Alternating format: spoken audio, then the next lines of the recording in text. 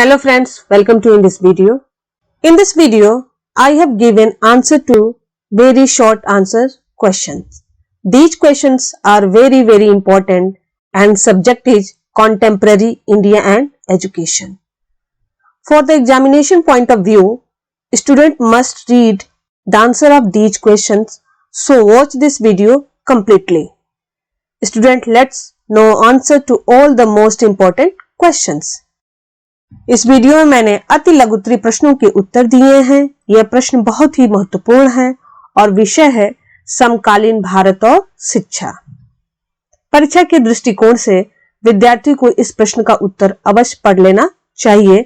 इस वीडियो को अंत तक देखिए। आइए जानते हैं सभी महत्वपूर्ण प्रश्नों के उत्तर। Welcome to the channel Knowledge School. Subscribe the channel, press the bell icon to get the latest notification. Student, these are the very important, very short answer questions. Subject है समकालीन भारत और शिक्षा। तो चलिए हम जानते हैं सभी महत्वपूर्ण अति लघुत्तरी प्रश्नों के उत्तर। सो स्टूडेंट, हम टाइम को वेस्ट नहीं करेंगे, डायरेक्टली हम सभी क्वेश्चंस के आंसर वन बाय वन जानते हैं। So here question number 1, what was the वैदिक एजुकेशन ओरिजिनली बेस्ड ऑन? वैदिक कालीन शिक्षा मूल रूप से किस पर आधारित थी? वैदिक period Indian education was basically based on spirituality element, means आध्यात्मिक तत्वों पर आधारित थी। Okay, how was the Gurukul teaching method? Next question, Gurukul शिक्षण विधि किस पर आधारित थी?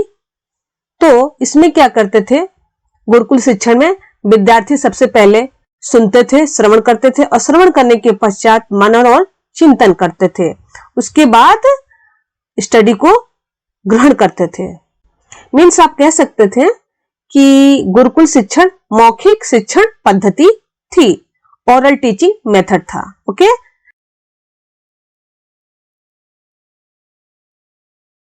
Now question number 3, Name 4 major institute University of Buddhist Education.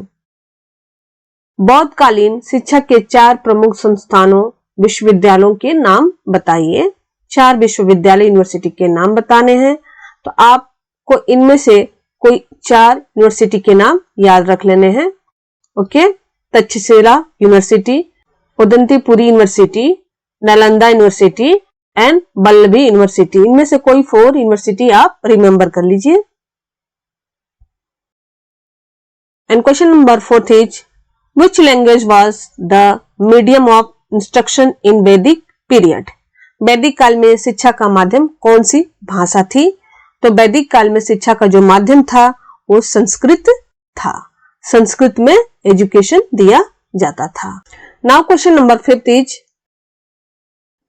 For which caste was the उपनयन ceremony necessary? उपनयन संस्कार किन किन वर्णों के बालकों के लिए आवश्यक था? तो 3 वर्णों के लिए बालकों के लिए, 3 कास्ट के स्टूडेंट के लिए उपनयन संस्कार था। ब्राह्मण, क्षत्रिय एंड वैश्य। शूद्र के लिए उपनयन संस्कार नहीं था। नाउ क्वेश्चन नंबर 6,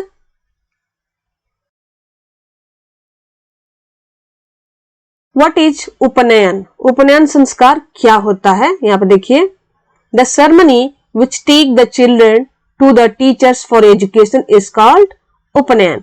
बालकों को शिक्षा हेतु अध्यापक के पास ले जाने वाले संस्कार को उपनयन कहते हैं।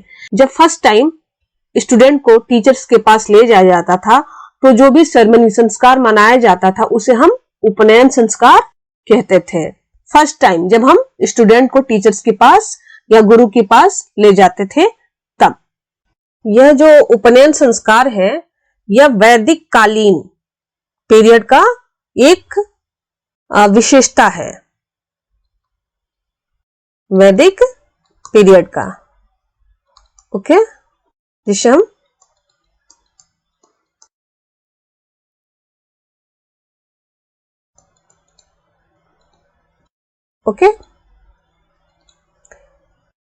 उपनयन संस्कार होता था। और एक और संस्कार था जिसको कहते हैं हम समावर्तन,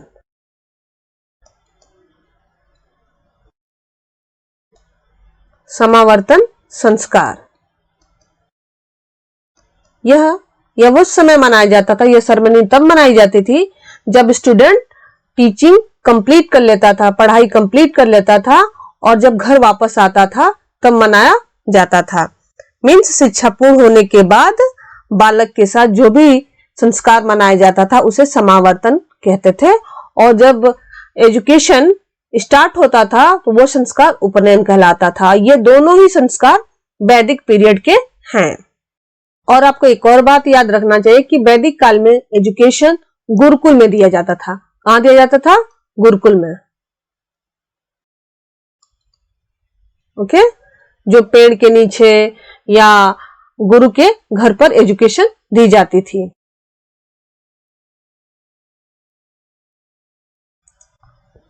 now here question number 7th, what is Bismillah ritual?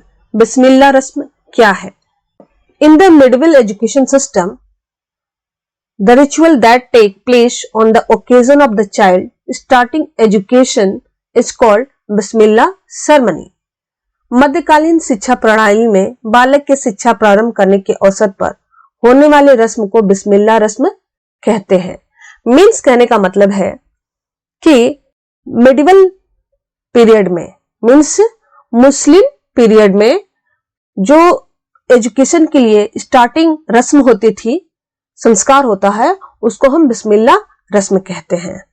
Means Muslim period में बिस्मिल्लाह रस्म एंड वैदिक पीरियड में जो स्टार्टिंग एजुकेशन होता था उस रस्म को कहते थे, उस संस्कार को कहते थे उपनयन। ओके, एंड बौद्ध काल, बौद्ध काल मीन्स बौद्ध पीरियड में जो एजुकेशन के लिए स्टार्टिंग रस्म संस्कार मनाया जाता था उसको कहते थे पबजा संस्कार।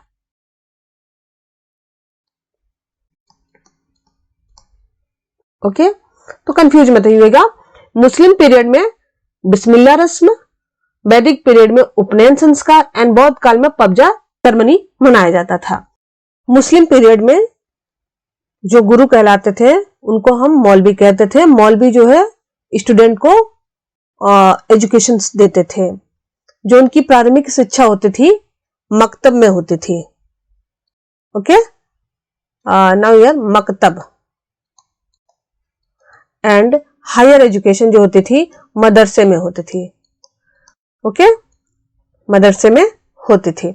सो इस तरह से आप समझ सकते हैं कि मुस्लिम पीरियड में जो शिक्षा देते थे उन्हें मौलवी कहते हैं, और उनके लिए जो स्कूल होते थे उसको मकतब और मदरसे बोलते थे। प्राथमिक शिक्षा मकतब में दी जाती थी और हायर एजुकेशन के लिए मदरसे में बच्चे जाते थे। Now question number 8, Which language was the medium of medieval means Muslim education?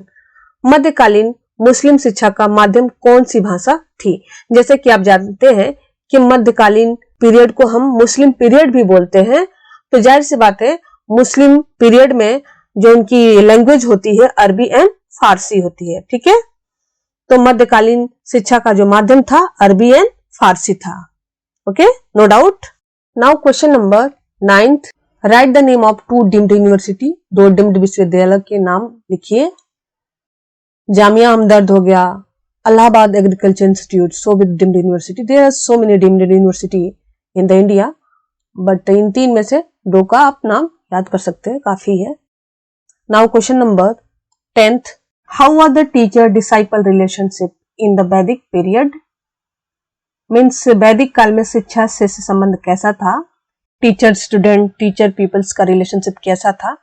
तो जो टीचर स्टूडेंट का जो रिलेशनशिप था एक स्पिरिचुअल फादर सन बेस्ड था, मतलब आध्यात्मिक पिता पुत्र संबंध था। आप कह सकते हैं कि वैदिक पीरियड में ब्राह्मण क्षत्रिय वैश्य जो तीनों को एजुकेशन दिया जाता था उनको कहा जाता था द्विज। ओके, द्विज। द्विज मतलब 2 बार पैदा होना, 2 बार जन्म लेना। मीन्स कैसे 2 बार जन्म लेता है? एक बार जब बच्चा जो होता है, जब शरीर का निर्माण होता है तो उसके जन्म देने वाले माँ बाप उसको इस संसार में लाते हैं, तो एक बार उसका पैदा हुआ, ठीक है, शरीर से। दूसरा जो जन्म होता है बच्चे का, मीन्स हम कह सकते हैं स्पिरिचुअलिटी, आध्यात्मिक, मीन्स मस्तिष्क और मन से बच्चे का जो डेवलपमेंट होता है वो गुरु करता है। तो इस तरह से किसी भी बालक का निर्माण 2 बार होता है, 2 बार जन्म होता है, एक शरीर से और एक मस्तिष्क और मन से। तो बच्चे का जो जन्म होता है 2 बार होता है, इसलिए उसे हम द्विज कहते हैं। ब्राह्मण, क्षत्रिय, वैश्य को वैदिक पीरियड में द्विज भी कहते थे। द्विज मीन्स 2 बार जन्म लेना। तो आप इस तरह से कह सकते हैं कि वैदिक पीरियड में जो शिष्य का संबंध था शिक्षक से, वो बहुत ही प्योर था, एक आध्यात्मिक रिलेशनशिप था। स्टूडेंट हर बात टीचर्स को मानता था, तो जो गुरु कहता था वही शिष्य उसका पूर्ण रूप से पालन करता था, क्योंकि उस समय एजुकेशन टाइम पे गुरु ही उसका पिता हुआ करता था। ओके, आप यहाँ पे देख सकते हैं कि वैदिक काल में छात्र और शिक्षक ने उनके बीच एक मूल्य और अंतरंग संबंध विकसित किए हैं। प्रवेश एक परंपरा पर आधारित था जिसे उपनयन जाना जाता था, जहां छात्र गुरु या आचार्य को चुनता है। शिक्षा के लिए कोई कीमत नहीं थी। Means there was no cost for education at the वैदिक period. Now question number 11th, what are the rights related to the वैदिक पीरियड एजुकेशन? वैदिक कालीन शिक्षा से संबंधित संस्कार क्या क्या हैं? जैसे कि मैंने पहले बताया, उपनयन सेरेमनी, एजुकेशन सेरेमनी एंड समावर्तन। इसको वेद स्नान भी बोलते हैं। इसे हम विद्याध्ययन का अंतिम संस्कार भी बोलते हैं, जैसे कि मैंने पहले बताया।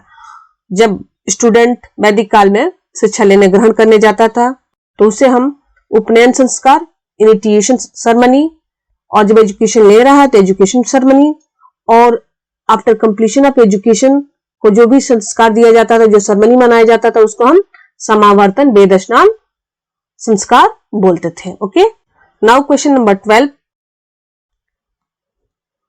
When did Macaulay submit his statement? Answer 7 February 1835।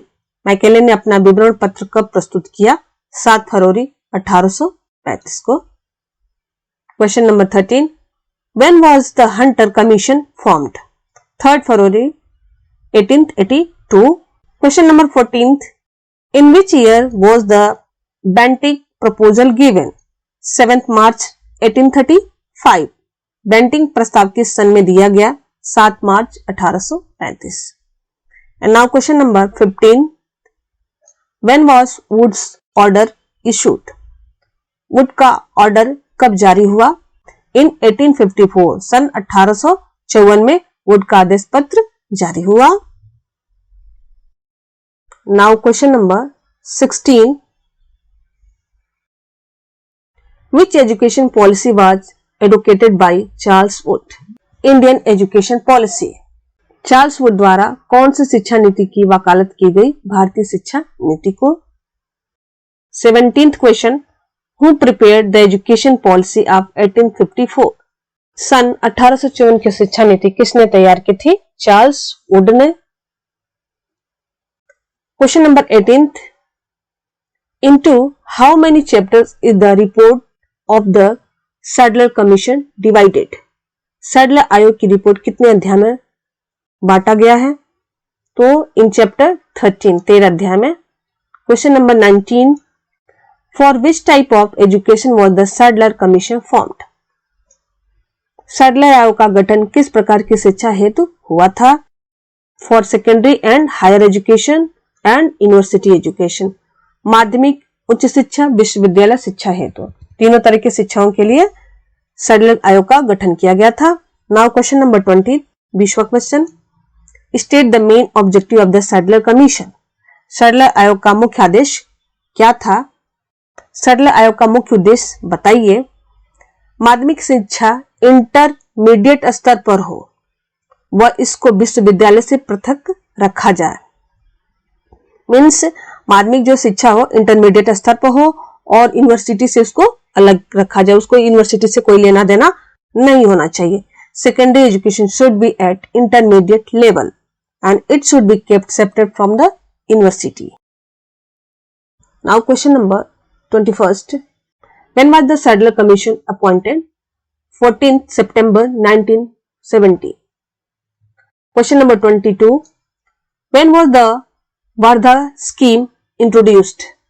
On 22nd October 1937. Wardha योजना कब प्रस्तुत की गई थी? 22 अक्टूबर 1937 में। Who was the originator of Wardha scheme? Mahatma Gandhi Wardha आयोजन के प्रवर्तक थे। What is the other name of Wardha योजना? वर्धा योजना का दूसरा नाम क्या है? बेसिक एजुकेशन, नई तालीम, बुनियादी शिक्षा। So don't be confused. Wardha योजना या बेसिक एजुकेशन या नई तालीम या बुनियादी शिक्षा सबको एक ही नाम से हम जानते हैं और इसको महात्मा गांधी ने इंट्रोड्यूस किया था। Okay, now question number 25th. Who founded the Kolkata Madrasa? Kolkata मदरसे की स्थापना किसने की थी? वॉरेन हेस्टिंग्स ने। 26th question. When was Banaras Sanskrit college established? In 1791 को एस्टेब्लिश की गई थी, बनाया गया था। बनारस संस्कृत कॉलेज की स्थापना 1991 में हुआ था। Now question number 27. Who gave the idea of filtration principle? Filtration principle किसने दिया था? निस्यंदन सिद्धांत मीन छनन सिद्धांत का विचार किसने दिया था? लॉर्ड मैकेले ने। Question number 28. When was Shimla education conference organised? Shimla शिक्षा सम्मेलन का आयोजन कब हुआ? आंसर है इसका 1901 में। Question number 29. When was the Indian University Commission established? In 1902. Question number 13. When was the Indian University Act passed? भारतीय विश्वविद्यालय अधिनियम कब पारित हुआ? 1904 में पारित हुआ था। Now question number 31st. What is Operation Blackboard? Operation Blackboard क्या है? Answer.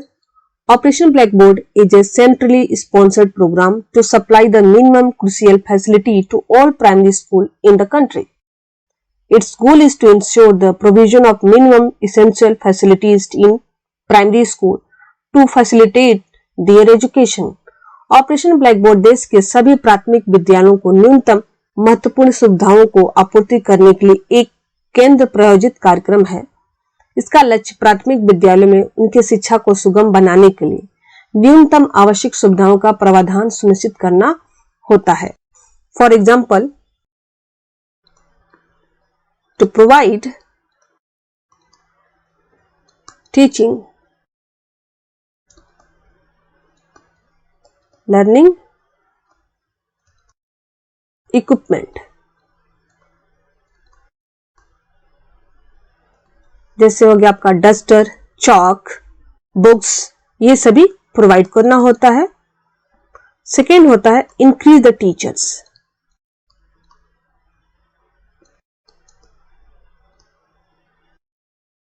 मीन्स किसी एक प्राइमरी स्कूल में केवल एक ही टीचर्स स्टूडेंट को ना पढ़ाए, नंबर ऑफ टीचर्स हो ताकि वैरायटी ऑफ नॉलेज स्टूडेंट को मिल सके। एंड थर्ड कह सकते हैं आप रीजनेबल लार्ज रूम, जो रूम की संख्या हो वो लार्ज हो। लार्ज रूम ये नहीं कि एक ही छोटे से रूम में बच्चों को उसी में रख करके टीचर्स पढ़ा रहा है, तो बच्चों को क्या होगा, सफोकेशंस होंगे, घुटन सी महसूस होगी, वो ठीक से स्टूडेंट पढ़ नहीं पाएगा, उनका हेल्थ भी बिगड़ जाएगा। इसलिए जो रूम प्रोवाइड किया जा रहा है स्टूडेंट को वो बड़ा सा रूम हो ताकि वेदर कंडीशन, स्टूडेंट को मौसम का जो असर हो बच्चों के शरीर पर अच्छा पड़े और उनका हेल्थ भी सही रहे। इस तरीके के जो फैसिलिटी है ऑपरेशन ब्लैक बोर्ड प्रोवाइड करता है। Now question number, what is mid day meal? मध्याह्न भोजन मील क्या? जैसे कि आप नाम से ही जानते हैं, दोपहर का खाना। यह भी एक गवर्नमेंट स्कीम है जो बच्चों के हेल्थ के लिए अच्छा बनाने के लिए दी जाती है, ताकि बच्चा जो है शिक्षा के साथ साथ, स्टडी के साथ साथ अपना हेल्थ में भी सुधार रखे, क्योंकि स्वस्थ शरीर में ही स्वस्थ मस्तिष्क का निर्माण होता है। अगर आपका सही शरीर है तभी बच्चे को स्टडी में भी मन लगेगा। इसलिए कभी कभी गरीब बच्चे जो होते थे वो भूखमरी की वजह से वो पढ़ने नहीं जाते थे, वो काम पे ही लग जाते थे। तो मिड डे मील स्कीम आया ताकि बच्चों को खाना मिले, स्टडी के साथ साथ अपना पेट भी भर सके और अच्छे से अपना भविष्य का निर्माण कर सके। तो मध्याह्न मील की ये स्कीम है। The mid day meal scheme is a school meal programme of the government of India designed to improve the nutritional status of school-age children nationwide. The objective of the scheme are improve the effectiveness of primary education by improving the nutritional status of children, thereby reducing malnutrition. मध्याह्न भोजन योजना भारत सरकार का एक स्कूली भोजन कार्यक्रम है जिसे देश भर में स्कूली उम्र के बच्चों की पोषण स्थिति में सुधार करने के लिए डिजाइन किया गया है। योजना के उद्देश्य यह है कि बच्चों की पोषण स्थिति में सुधार करके प्राथमिक शिक्षा की प्रभावशीलता में सुधार करना, कुपोषण को कम करना है। Now question number 33, write name to central university. 2 केंद्रीय विश्वविद्यालय के नाम लिखिए। आप इसमें से कोई 2 नाम देख सकते हैं। Delhi university, Jawaharlal Nehru university, Jamia Islamia, university of Delhi, Aligarh Muslim university, Banaras Hindu university, university of Hyderabad. ये सभी यूनिवर्सिटी क्या हैं? सेंट्रल यूनिवर्सिटीज हैं। कार्य अनुभव से आप क्या समझते हैं? What do you understand by work experience? Work experience क्या है? जैसे कि आप जानते हैं कि कार्य अनुभव मतलब करके जो अनुभव मिलता है उसी को हम कार्य अनुभव कहते हैं। ठीक है। Now answer is the information that is collected in our brain by doing some work and help us to do it easily while doing similar work again is called experience. The National Curriculum Framework 2005 envisages work experience as work education. Thus, work education is an integral part of education and focuses on the development of both knowledge and skill in the student. It prepares them to enter the world of work.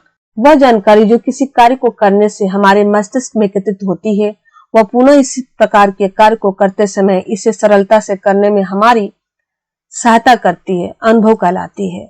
राष्ट्रीय पाठ्यचर्या की रूपरेखा 2005 में कार्य अनुभव को कार्य शिक्षा के रूप में देखा गया है। इस प्रकार कार्य शिक्षा शिक्षा का अभिन्न अंग है। यह विद्यार्थी में ज्ञान तथा कौशल दोनों के विकास पर केंद्रित है। यह उन्हें कार्य के संसार में प्रवेश हेतु तैयार करती है। मीन्स आप ये कह सकते हैं कि आप जो काम करते हैं, जो भी आपने काम किया उससे जो आपको शिक्षा मिलती है उसी को हम वर्क एजुकेशन कहते हैं। जो प्रैक्टिकल नॉलेज मिलता है उसी को हम कार्य शिक्षा कर सकते हैं। Now here who is the present HRD minister? वर्तमान मानव संसाधन विकास मंत्री कौन है? आप इसे देख लीजिए, क्योंकि हर साल एचआरडी मिनिस्टर बदलते रहते हैं। तो आपके साल में कौन सा एचआरडी मिनिस्टर है, ह्यूमन रिसोर्स डेवलपमेंट मिनिस्टर कौन है, आप इसे देख लीजिए। ये मोस्टली कभी कभी ये पूछ दिया जाता है कि प्रेजेंट के एचआरडी मिनिस्टर कौन है। Now here question number 36, filling the blank. रिक्त स्थान पूर्ति कीजिए। यहाँ पर कभी कभी डॉट डॉट पूछ देता है तो मैंने इसको कंप्लीट कर दिया है। एक बार देख लीजिए। यहाँ पे another name of Kolkata university commission is, Kolkata university commission को हम सैडलर कमीशन भी बोलते हैं। यहाँ पर also which has been constituted in the 1917 commission. Okay, Kolkata विश्वविद्यालय आयोग का दूसरा नाम सैडलर आयोग भी है। ओके, आप देख लीजिए, सब पढ़ लीजिए। Now B, filling the blank. Indian education commission was formed in 1882 whose chairman was sir William Hunter. भारतीय शिक्षा आयोग का गठन 1882 जिसके अध्यक्ष सर विलियम हंटर थे। सी, हटांग committee nation in 1929 for the first time the problem was वेजेस and stagnation at the primary level was pointed out. हटांग समिति नेशन 1929 में पहली बार प्राथमिक स्तर पर अपव्यय और अवरोधन की समस्या की ओर संकेत दिया था। Now D, Hansa Mehta committees was formed in 1961 for improvement of women education. स्त्री शिक्षा पर जो कमेटी बनाई गई थी उसे हम हंसा मेहता बोलते हैं 1961 में। ई, Navodaya Vidyalaya was established in the year 1986 by the Human Resource। Navodaya Vidyalaya की स्थापना मानव संसाधन के द्वारा सन 1986 में की गई। Now F, NCT was established in 1995. It is basically concerned to improve the quality of teachers' education। NCTE की स्थापना 1995 में हुई थी। यह मूलभूत रूप से शिक्षक शिक्षा के गुणात्मक सुधार लाने से संबंधित है। Now question number 37 true and false based है। कौन सत्य है और कौन असत्य है। A, manifesto has 100 article. Wood के घोषणा पत्र में 100 अनुच्छेद है, यह सही है गलत है। यह सही है, ट्रू है। B, the main cause of the oriental western controversy was the decree of 1813। That is true और फॉल्स। That is true. प्राच्य पाश्चात्य विवाद का मुख्य कारण 1813 का आज्ञा पत्र था। C, the Gokhale bill 1911 was related to secondary education। Gokhale bill 1911 का संबंधित माध्यमिक शिक्षा से था। असत्य, फॉल्स है। And D, Wardha education plan was propounded by Gandhi ji. Wardha योजना गांधी जी द्वारा प्रतिपादित की गई। ट्रू है। E, DC Kothari was the chairman of the Kothari commission. Kothari आयोग के अध्यक्ष डीसी कोठारी थे। ये ट्रू है। And F, article 45 of the Indian constitution deal with free and compulsory education. भारतीय संविधान का 45वां अनुच्छेद निःशुल्क एवं अनिवार्य शिक्षा से संबंधित है। यह ट्रू है। जो आर्टिकल नंबर 45 है यह निःशुल्क एवं अनिवार्य शिक्षा से संबंधित है। G, national council for human was established in the year 1956। राष्ट्रीय महिला परिषद की स्थापना सन 1956 में हुई थी। यह फॉल्स है। Okay, subscribe the channel, press the bell icon to get the latest notification.